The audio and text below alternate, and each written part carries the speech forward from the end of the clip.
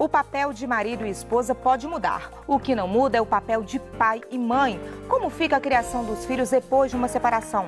Guarda compartilhada, este é o tema do Opinião Minas de hoje.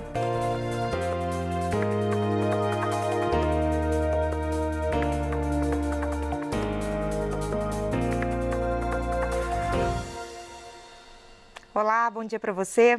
Quando os pais se separam, a guarda compartilhada é considerada a situação ideal para os filhos. O sistema serve como uma tentativa de garantir que as mães e os pais continuem sendo mães e pais, independentemente de haver ou não relacionamento conjugal. E para entender como funciona a guarda compartilhada e os desafios de se criar os filhos depois de uma separação, nós contamos com a ajuda do presidente do Instituto Brasileiro de Direito de Família, o advogado Rodrigo da Cunha Pereira, e a psicóloga e coach de família, Mel Bracarense. Bom dia para vocês. Tudo bem, gente? Bom dia. Vamos explicar para as pessoas o que é, primeiro, a guarda compartilhada, que modalidade que é essa, Rodrigo? Tá, a guarda compartilhada, desde 2014, ela é obrigatória. Ela veio inicialmente como sendo opcional, mas como ela é e ainda é recheada de preconceitos, isso não colou muito, então ela teve que se tornar obrigatória. E ela é uma modalidade, ela é a regra e as outras são exceções, ou seja, guarda unilateral, guarda alternada, ou mesmo guarda nidal, que é quando os pais se separam, saem de casa e os filhos ficam na casa. Mas o ideal é mesmo a guarda compartilhada, que é o que atende ao princípio do melhor interesse da criança. Você acha que é o melhor mesmo, a melhor opção? Com certeza, né? Muitas vezes os casais, em função dos conflitos que levaram ao divórcio, né, se perdem um pouco nesses papéis. E isso acaba, infelizmente, interferindo um pouco na criação dos filhos, no relacionamento com os filhos. Mas um cuidado muito importante que as mães e os pais precisam ter é de separar as coisas mesmo.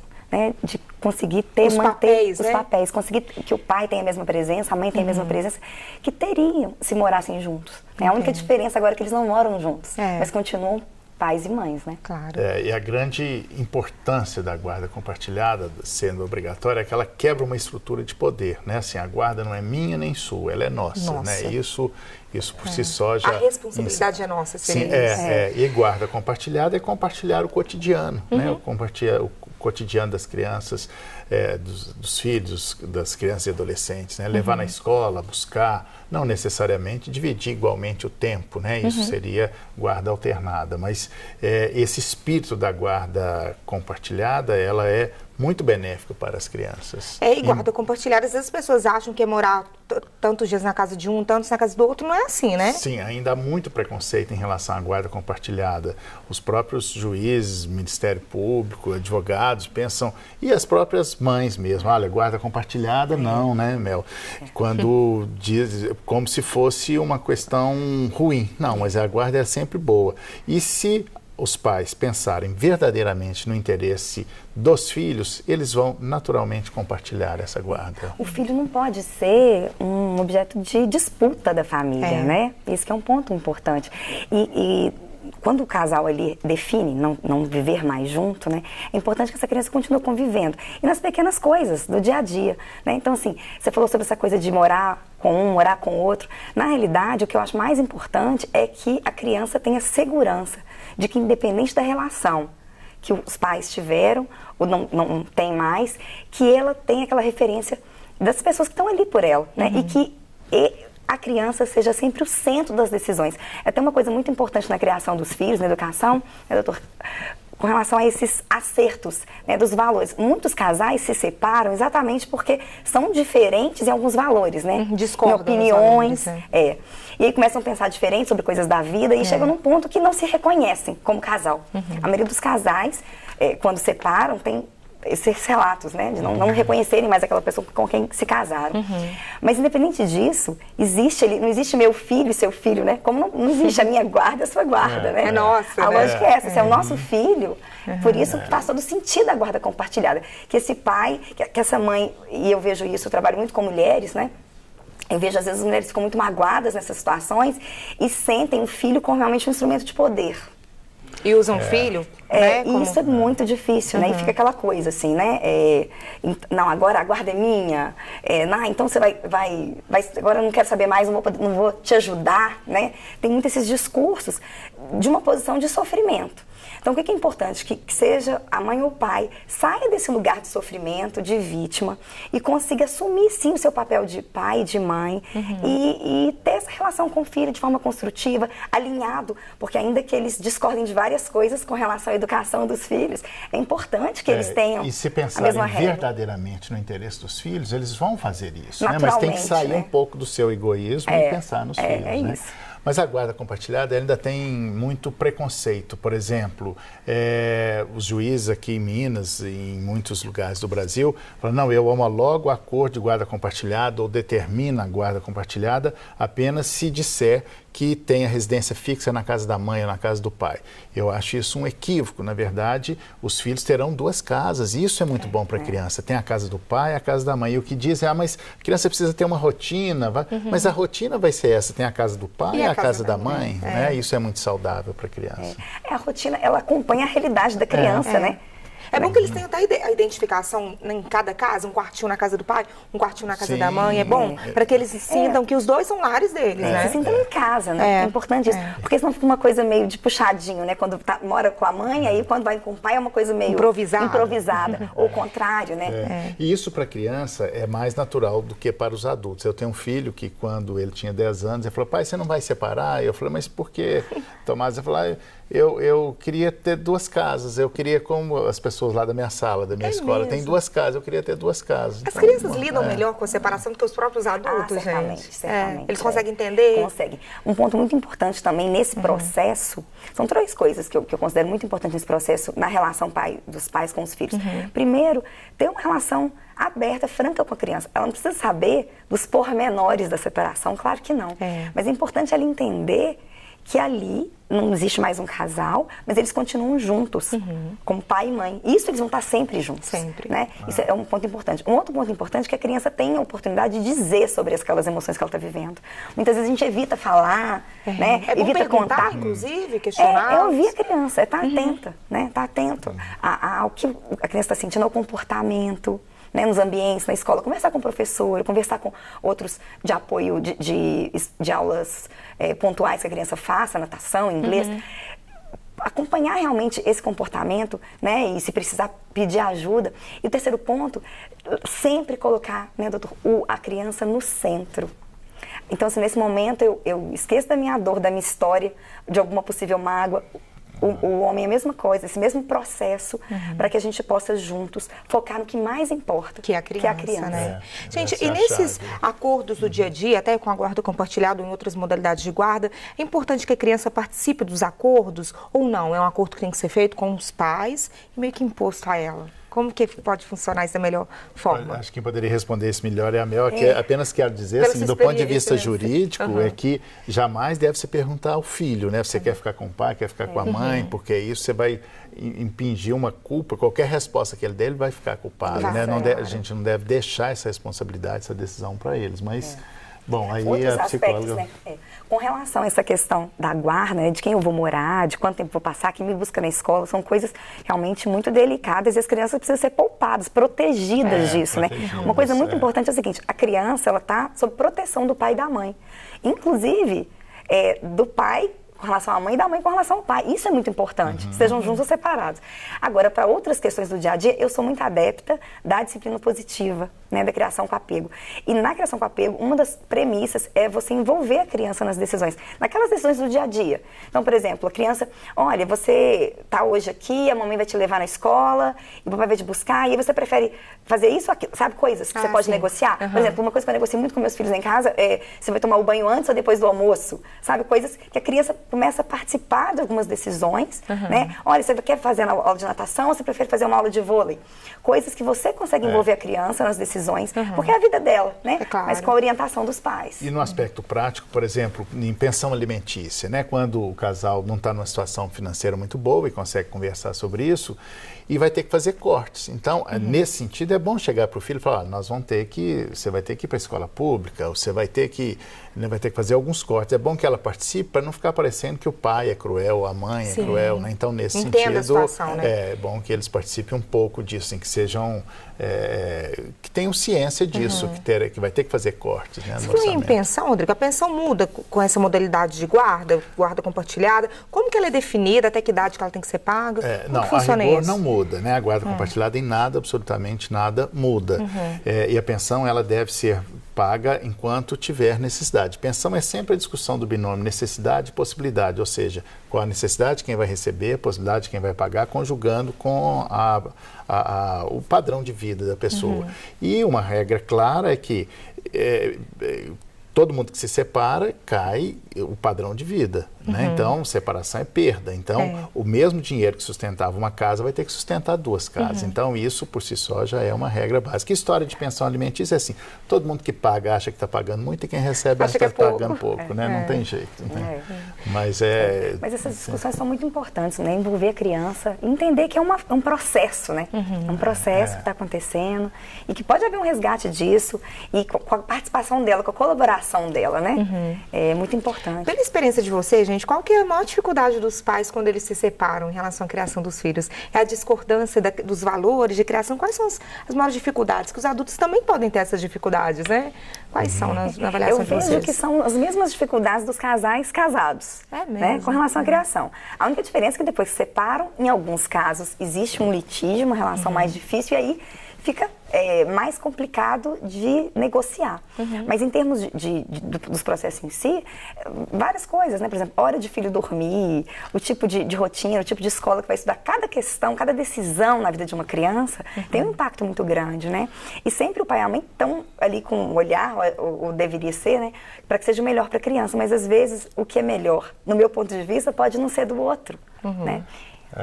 E criar filho não é nada fácil, né? Sempre seja casado ou separado é muito difícil, porque tem as diferenças de opinião. É uma coisa que chega muito para nós lá, que infelizmente acaba às vezes indo para o judiciário, é quando os pais têm religiões diferentes. Um é evangélico, outro é católico, outro tem... Né? E há uma tendência da judicialização disso, né? As pessoas querem que o Estado resolva isso, mas... E aí estamos na contramão da modernidade. Na verdade, as pessoas têm que ter a capacidade de resolver e lidar com essas diferenças. Nós não podemos levar tudo para o juiz resolver. Se vai estudar na escola A, na escola B... Tem que ter bom senso, né, gente, nessa relação. E quando não tem bom senso, né, as pessoas vão ter que... Hoje, primeiro porque o judiciário está muito difícil, um congestionamento muito grande, não anda. Então, se puder evitar a busca do judiciário, melhor, né? Então, tem mecanismos para diluir esse conflito, como a mediação e outras formas aí, né? Bom, a gente falou muito sobre guarda compartilhada nesse primeiro bloco, mas existem outras modalidades também, né? Daqui a pouco eu vou pedir para você explicar para a gente, Rodrigo. Vamos para o intervalo e a gente volta já já. Fique por aí.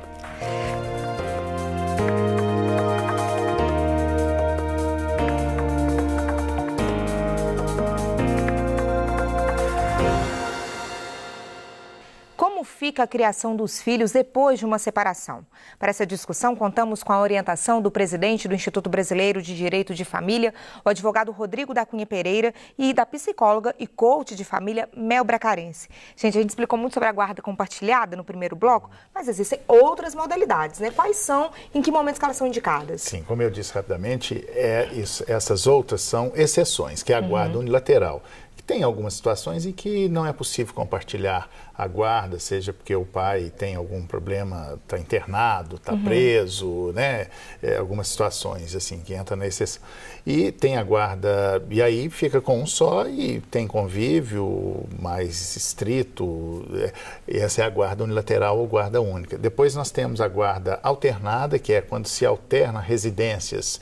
Né? Por exemplo, é mais comum a guarda alternada, o pai vai mudar de país, então ficou um ano com o pai no Brasil, um ano no outro país, ou então uma semana com um, outra semana com outro, o que não é muito recomendável isso, né? E a guarda nidal, que é uma modalidade muito comum na Alemanha e pouco comum aqui, pelo menos com esse nome, embora as pessoas pratiquem, que é os pais se separam e os pais saem de casa e o filho fica ali no ninho, daí o nome nidal, né? Então, os pais ficam uma semana, revezam aquela residência e e os filhos é que ficam ali e não muda a rotina. Então, nós temos esses 4 tipos de guarda. Cada hora um pai vem para cuidar do filho naquela mesma estrutura. Sim, é isso. As pessoas às vezes fazem essa modalidade sem saber, né, Mel? Eu já tenho como cliente algumas mulheres, né, que são separadas e que fazem um modelo parecido com esse, de haver esse rodízio mesmo. Cada hora um tá ali naquele ambiente que foi o lar da família, né? E é muito interessante. Mas o que eu acredito é que cada família, cada casal ali com filho, cada pai e mãe, vão conseguir e precisam descobrir qual que é o modelo ideal para aquela criança. Para aquela criança. O que é ideal para aquela criança? Porque cada caso é um caso, né? E uma outra coisa muito importante, é fundamental que seja feito com muita transparência com essa criança, para que ela não se culpe da separação dos pais. É muito comum. Isso tem muitos impactos emocionais, né, psíquicos para a criança, essa culpa que às vezes a criança, sobretudo a criança pequenininha, que não entende muito bem o que está acontecendo e meu pai foi embora, minha mãe foi embora, o que será que eu fiz, né? Então, é importante dizer, né? Eu falo sempre para os meus clientes, olha, chame os filhos, ambos, por mais que tenham divergência entre vocês, e falar, nós estamos separando, mas não tem nada a ver com vocês, vamos continuar convivendo normalmente. Isso dá um alívio, uma segurança muito grande para a criança, né? Isso é muito saudável, né, Mel? Estão falando desse sentimento de culpa? Quais são os desejos das crianças, gente, né, quando acontece essa separação? É bem comum as crianças terem esperança de ver os pais juntos de novo, né? Algumas fazem até jogos, né? Elas fazem um joguinho. Combinam coisas, né? Para se encontrarem, enfim. Mas o que é importante mesmo é eles mostrarem para a criança que não depende disso para ela continuar tendo pai e mãe presentes. Né? A criança muitas vezes faz isso com medo do que vai acontecer com a separação. Né? Quando a criança entende que tá tudo bem, às vezes até ela ganha com isso, né? Passa a ter 2 casas, passa a ter, vai agregando mais novas famílias que vão surgindo. E sentir que vão continuar sendo protegidas pelo pai e pela mãe, porque o que elas querem é essa proteção, esse amparo na vida, né? Que é essa convivência. Tem uma coisa importante que a gente estava falando sobre a resistência diante dessa obrigatoriedade da guarda compartilhada, né? Muitas mulheres, inclusive, demonstram ainda, né? Por desconhecimento. Resistência. Por quê? A guarda compartilhada. Porque, como ele estava dizendo, o filho vem ali numa relação muito forte, culturalmente, de poder, né? Então, assim, normalmente homens, isso é cultural, né? Tem poder econômico e as mulheres têm o poder da família, né? A guarda dos filhos, enfim, essa estrutura. Então, assim, com todas essas mudanças, a mulher vem para o mercado de trabalho e vem se resgatando e tal. E um dos pontos que eu considero, assim, que eu acredito de todo o meu coração, que é o ponto decisivo para a mulher entender o grande benefício da guarda compartilhada, além do cuidado com o filho, é ela poder retomar a própria vida. Eu vejo muitas mulheres que, com a maternidade, sofrem um baque muito grande profissional, né, na carreira. Precisam mudar a carreira, ou precisam, enfim, às vezes deixam de trabalhar para estar com os filhos. E aí a separação é um baque duplo nesse sentido, mesmo que elas queiram se separar. Ou seja, a guarda compartilhada ainda é recheada de preconceitos, né? Preconceitos dos profissionais que lidam com isso, profissionais, preconceito dos pais, da mãe, da mulher principalmente, porque a guarda compartilhada ela é benéfica principalmente para a criança, mas depois para a mulher, que vai poder dividir a responsabilidade e fazer um corte nessa questão cultural de que mãe que cria filho, não, é a mãe e o pai, tem que dividir ajuda, né? Uma coisa que um discurso que eu ouço muito, assim, Mel, eu tô me separando, ele já não me ajudava, agora que ele não vai me ajudar mesmo. Não é ajuda, né, Mel? E aí não é. Na verdade, é o papel de pai. E isso depende muito da mulher também, de dar essa abertura. Né? Para que o homem possa exercer o papel e que ele deseje que ele realmente seja agente com o filho. Ô, gente, vocês estão falando desses joguinhos que as crianças às vezes fazem, mas de um outro lado a gente tem também a questão da alienação parental. Com a guarda compartilhada, isso tende a diminuir? Vamos explicar primeiro o que é alienação parental para as pessoas. A alienação parental, ela funciona, a guarda compartilhada funciona como um antídoto da alienação parental. A alienação parental é quando um pai aliena o filho do outro genitor. E o resumo da ópera é assim, você não quis ficar comigo, vai comer o pão que o diabo amassou. Nem seu filho vai te amar mais. E começa a fazer sutilmente coisas para que o pai ou a mãe afaste, né? E começa a tecer um discurso de que sua mãe é isso, é aquilo, mas isso não é muito claro, isso é sutil. Quando vê, o filho já está alienado do outro genitor e passou e já compactua com o discurso daquele alienante, né? Mas em síntese, do ponto de vista psicanalítico, é assim, o filho passa a ser objeto, né, do desejo da mãe. Ele deixa de ser sujeito e passa a ser objeto, né? Então é uma coisa muito cruel. Isso sempre existiu. Nós apenas demos nomes a essa maldade humana que se chama alienação parental. É muito importante que pai e mãe tenham essa consciência, né, do que é melhor para os filhos mesmo. Né? Inclusive, do que é melhor, porque a gente tem também as novas configurações de famílias. Né? A gente tem as famílias mosaico aí, né, que os pais acabam formando outras famílias, tendo outros filhos. A situação fica pior nesse caso. Pois é, tem muito disso, porque a família mosaico, que é os meus, os seus e os nossos, né, que tem filhos do casal ali, novo, e filhos que vieram do casamento anterior. Então, essas relações, elas não são muito simples, né? Aliás, o Freud sempre dizia que as relações mais intrincadas e complexas são as relações familiares, por isso que eclodem os maiores conflitos.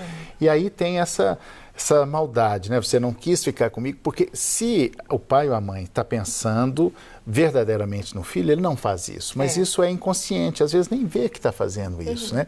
E não é uma coisa muito simples de provar isso na justiça, né? Na prática, como é que você vai provar essa alienação parental? Por perícia, por testemunhas, cartas, mas enfim, não é muito simples. Mas o importante é evitar essa alienação parental. E a partir do momento que você tem consciência de que ela está acontecendo, de que ela existe, você começa a prevenir.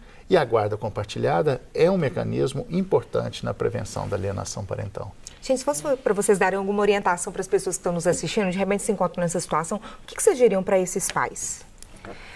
Olha, a mensagem que eu quero dizer é que você que é mãe, né, que está vivendo uma situação dessa, aproveite essa oportunidade para construir a melhor relação que você puder, priorizando o seu filho e podendo também, a partir dessa situação de divisão dessas tarefas, dessa participação do dia a dia do filho, né?